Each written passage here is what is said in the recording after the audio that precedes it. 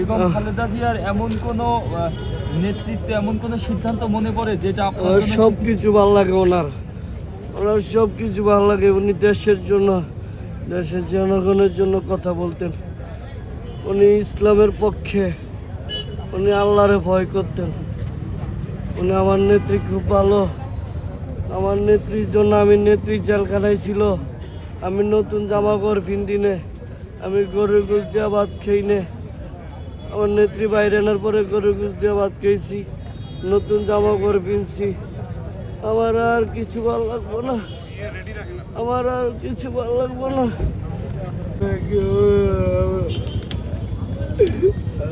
কান্দেন না, কান্দেন না, কান্দেন না। তুই স্থায়ী মানুষ না, তুমি একদম সবাই স্থায়ী। কান্দেন না। আমার নেত্রীরা মাফ করে দেন গো আল্লাহ। আমার নেত্রীরা মাফ করে দেন। মাথাটা তুলেন, মাথাটা তুলেন, মাথাটা তুলেন। আপনি কতদিন যাবত বেগম খালেদা জিয়ার দল বিএনপির রাজনীতির সাথে যুক্ত হয়েছে? 2003 সালের থেকে দৌলতকে, আমার বাড়ি ভোলা দৌলতকাতে, আমি সূত্রাপুরে রাজনীতি করি।